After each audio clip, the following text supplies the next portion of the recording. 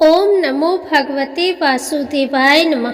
जय श्री कृष्णा, राधे राधे। हे प्रिय भक्तों, आज पौष मास के शुक्ल पक्ष की द्वादशी तिथि है और आज पुत्रदा एकादशी व्रत का पारण किया जाएगा।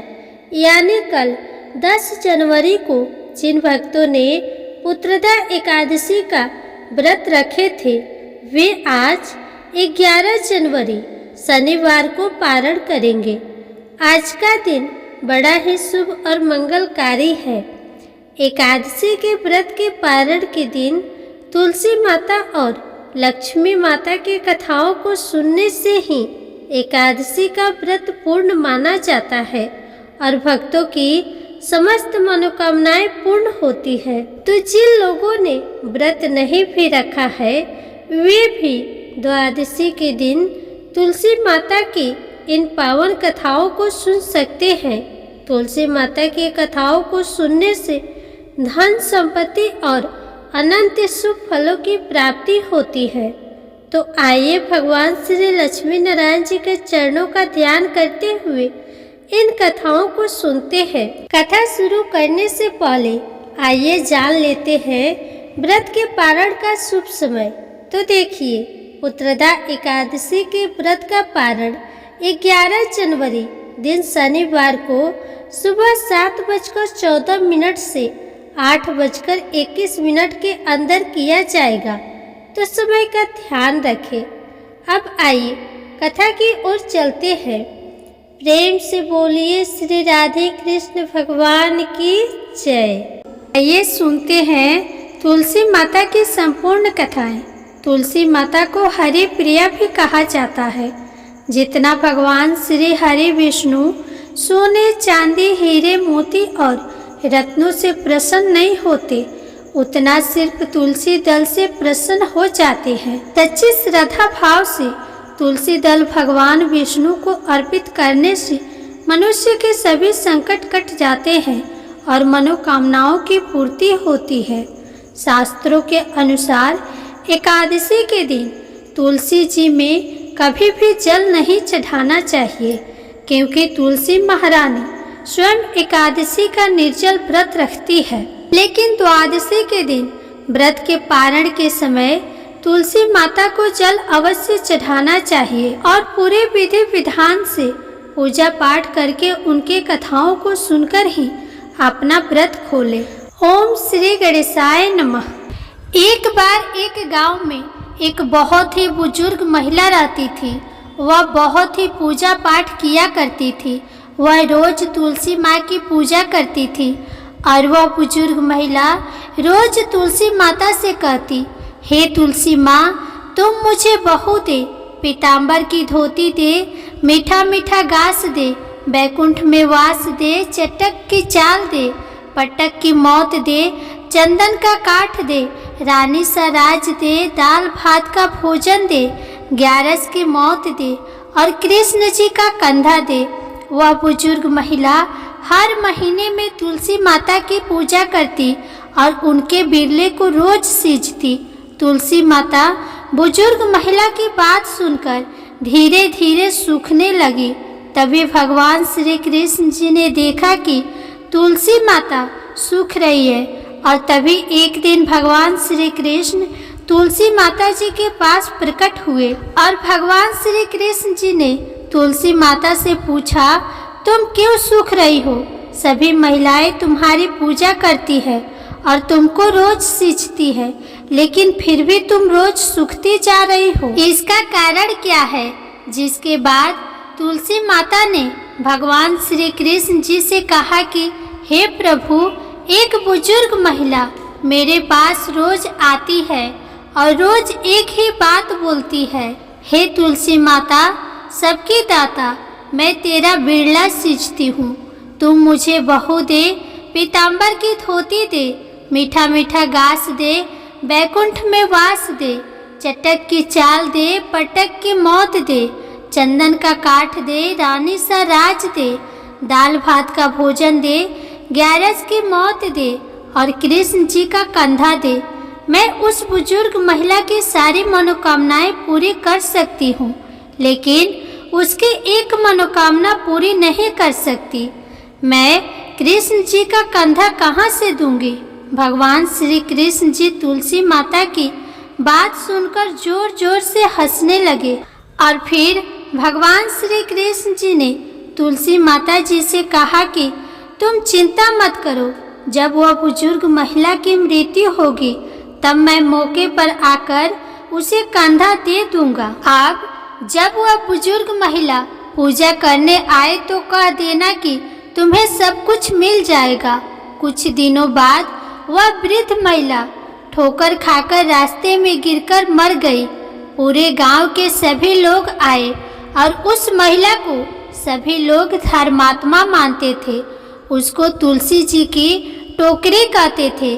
उसके परिवार में कोई भी नहीं था, इसलिए गांव वालों ने ही उसके अंतिम संस्कार करने की योजना बनाई और उसे नहलाकर जब वैकुंठी पर बैठाने के लिए उसे उठाने लगे तो उसके मृत शरीर इतना भारी हो गया था कि उसे कोई उठा नहीं पाया।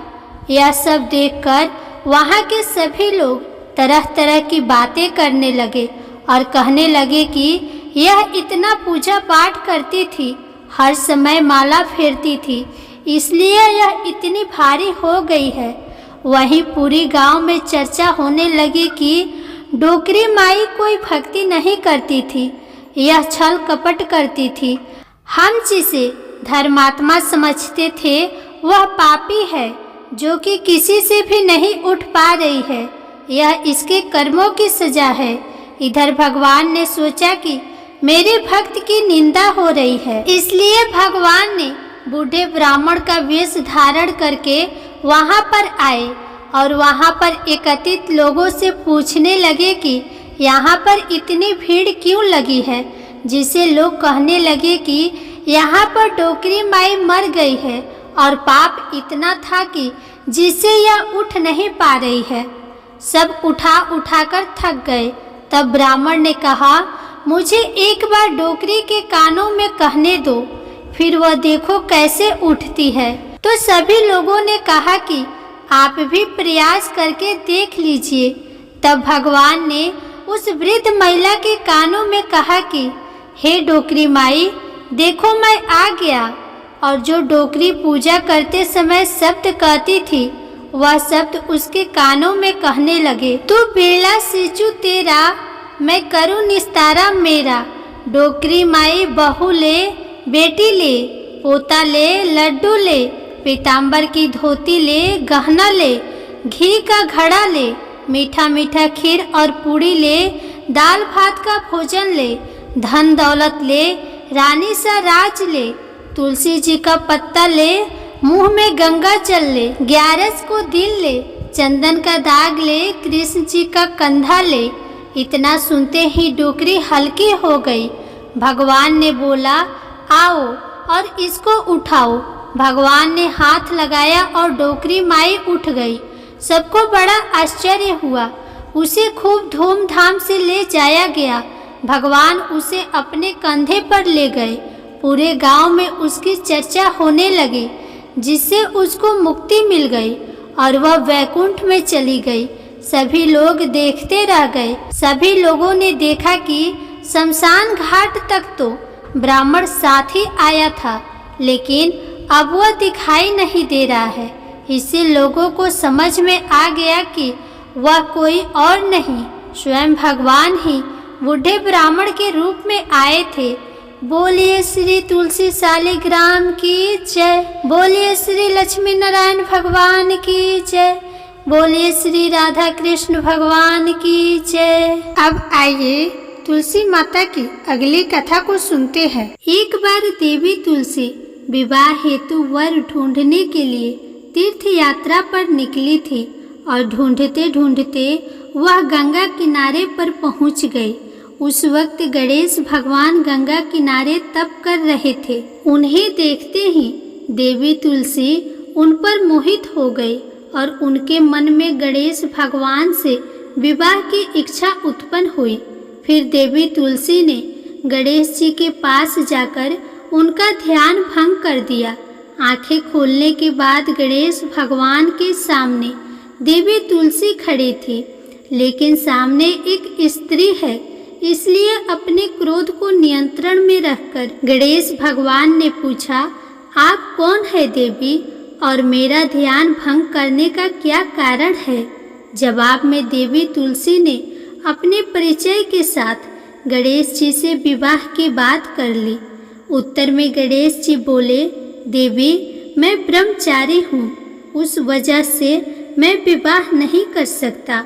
अपने विवाह प्रस्ताव के लिए ना सुनने के बाद देवी तुलसी क्रोधित हो गई और उन्होंने गणेश जी को श्राप दे दिया कि उनका ब्रह्मचर्य टूटेगा और उनके 2 विवाह होंगे। इस बात पर गणेश भगवान भयंकर क्रोधित हो उठे, क्योंकि एक तो वह स्त्री है, इसलिए ध्यान भंग करने पर भी गणेश जी ने कुछ नहीं कहा और इतनी विनम्रता से बात करने पर भी उन्हें श्राप दिया गया। फिर गणेश जी ने भी देवी तुलसी को श्राप दिया कि तुम्हारा विवाह शंखचूड़ नाम के असुर के साथ होगा। एक देवी होकर भी उनका विवाह एक राक्षस से होगा। ये जानकर देवी तुलसी विचलित हो गई और विनायक जी से इस कठोर श्राप से मुक्ति दिलाने की क्षमा याचना करने लगी। फिर गणेश जी को तुलसी देवी पर दया आ गई। वह बोले कि मेरा श्राप तो बदल नहीं सकता, वह तो सच होकर ही रहेगा, लेकिन अगले जन्म में तुम एक पेड़ बनोगे और भगवान विष्णु जी की अति प्रिय होगी। उनकी पूजा में भी तुम्हारा एक महत्वपूर्ण स्थान होगा और कलयुग के इंसान को तुम मोक्ष का मार्ग दिखाओगी। लेकिन तुमने मेरा तप भंग किया है और मुझे ब्रह्मचारी होकर भी 2 विवाह का श्राप दिया है, इसलिए मेरी किसी भी प्रकार की पूजा में तुम निषिद्ध होगी। इस प्रकार देवी तुलसी गणेश भगवान की पूजा में निषिद्ध हो गई। तो प्रेम से बोलिए तुलसी माता की जय, श्री गणेश जी महाराज की जय। अब आइए तुलसी माता की अगली कथा को सुनते हैं।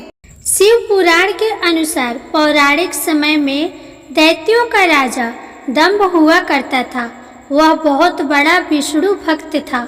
कई सालों तक उसके यहाँ संतान नहीं होने के कारण उसने शुक्राचार्य को अपना गुरु बनाकर उनसे श्री कृष्ण मंत्र प्राप्त किया।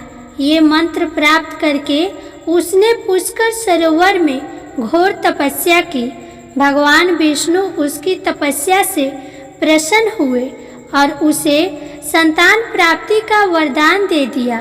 भगवान विष्णु के वरदान से राजा दंभ के यहाँ एक पुत्र ने जन्म लिया। इस पुत्र का नाम शंखचूड़ रखा गया। बड़ा होकर शंखचूड़ ने ब्रह्मा जी को प्रसन्न करने के लिए पुष्कर में घोर तपस्या की। तपस्या से प्रसन्न होकर ब्रह्मा जी ने उसे वरदान मांगने को कहा। तब शंखचूड़ ने वरदान मांगा कि वह हमेशा अजर अमर रहे तथा कोई भी देवता उसे नहीं मार पाए। ब्रह्मा जी ने उसे यह वरदान दे दिया और कहा कि वह बद्री वन में जाकर धर्मध्वज की पुत्री तुलसी जो तपस्या कर रही है उसे विवाह कर ले। शंखचूड़ ने वैसा ही किया और तुलसी के साथ विवाह के बाद सुखपूर्वक रहने लगा। उसने अपने बल से देवताओं, असुरों, दानवों, राक्षसों, गढ़ धर्मों, नागों, किन्नरों, मनुष्यों तथा त्रिलोकी के सभी प्राणियों पर विजय प्राप्त कर ली। वह भगवान श्री कृष्ण का परम भक्त था। शंखचूड़ के अत्याचारों से सभी देवता परेशान होकर ब्रह्मा जी के पास गए और ब्रह्मा जी ने उन्हें विष्णु के पास ले गए। विष्णु ने कहा कि शंखचूड़ की मृत्यु भगवान शिव के त्रिशूल से ही होगी, अतः आप उनके पास जाइए। भगवान ने उन्हें चित्ररथ नामक गढ़ को अपना दूत बनाकर शंखचूड़ के पास भेजा। चित्ररथ ने शंखचूड़ को समझाया वह देवताओं को उनका राज्य लौटा दे, परंतु शंखचूड़ ने मना कर दिया और कहा कि वह महेश्वर से युद्ध करना चाहता है। भगवान शिव को जब यह बात पता चली तो युद्ध के लिए अपनी सेना लेकर निकल पड़े और दानवों में घमासान युद्ध हुआ, परंतु ब्रह्मा जी के वरदान के कारण शंखचूड़ को देवता नहीं हरा पाए। भगवान शिव ने शंखचूड़ का वध करने के लिए जैसे ही अपना त्रिशूल उठाया तभी आकाशवाणी हुई कि जब तक शंखचूड़ के हाथ में श्री हरि का कवच है और उसकी पत्नी का सतीत्व अखंडित है तब तक इसका वध असंभव है। आकाशवाणी सुनकर भगवान विष्णु वृद्ध ब्राह्मण का रूप धारण कर शंखचूड़ के पास गए और उससे श्री हरि कवच दान में मांग लिया। शंखचूड़ ने वह कवच बिना किसी संकोच के दान कर दिया। शंखचूड़ का रूप बनाकर तुलसी के पास गए। शंखचूड़ रूपी भगवान विष्णु ने तुलसी के महल के द्वार पर जाकर अपने विजय होने की सूचना दी। यह सुनकर तुलसी बहुत प्रसन्न हुई और पति रूप में आए भगवान का पूजन किया। ऐसा करते ही तुलसी का सतीत्व तो खंडित हो गया और भगवान शिव ने अपने त्रिशूल से शंखचूड़ का वध कर दिया। जब तुलसी को ये बात पता चली कि वे उनके पति नहीं हैं बल्कि वे भगवान विष्णु हैं तो क्रोध में आकर तुलसी जी ने कहा, आपने छल पूर्वक मेरा धर्म भ्रष्ट किया है और मेरे पति को मार डाला, अतः मैं आपको श्राप देती हूँ कि आप पाषाण होकर धरती पर रहे। तब तक भगवान विष्णु ने कहा कि देवी, तुम मेरे लिए भारतवर्ष में रहकर बहुत वर्ष तक तपस्या कर चुकी हो। तुम्हारा यह शरीर नदी रूप में बदलकर गंडकी नामक नदी के रूप में प्रस्तुत होगा। तुम पुष्पों में श्रेष्ठ तुलसी का वृक्ष बन जाओगी और सदा मेरे साथ रहोगी। तुम्हारे श्राप को सत्य करने के लिए मैं पाषाण शालिग्राम बनकर रहूंगा। गंडकी नदी के तट पर मेरा वास होगा। प्रेम से बोलिए भगवान विष्णु और तुलसी माता की जय। अब सुनिए लप्सी और तपसी की कहानी।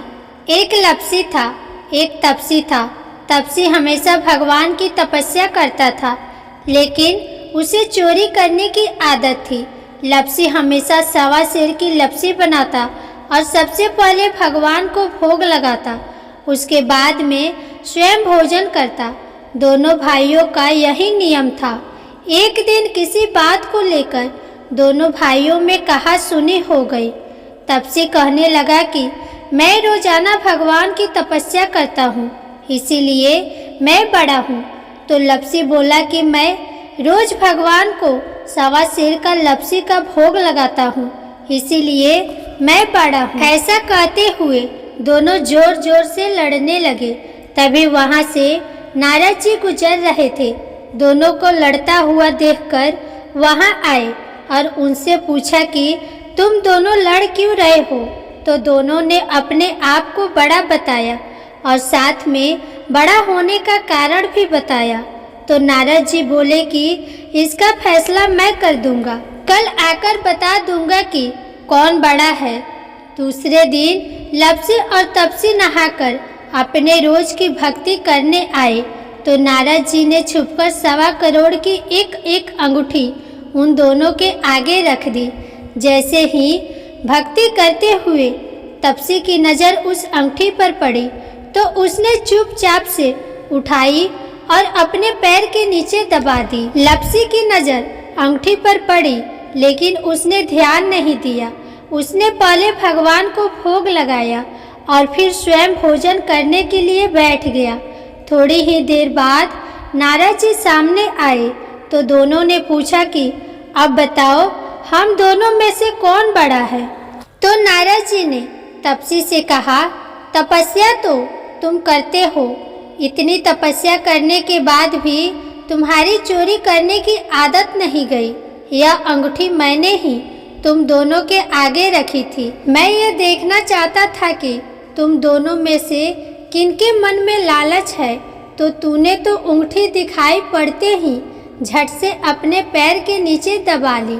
लेकिन लप्सी का ध्यान अंगूठी पर जाने के बाद भी लप्सी ने अंगूठी को नहीं उठाया और ना ही ध्यान दिया। उसने सिर्फ अपने भगवान में ही ध्यान रखा, उन्हें भोग लगाया और बाद में भोजन करने लगा।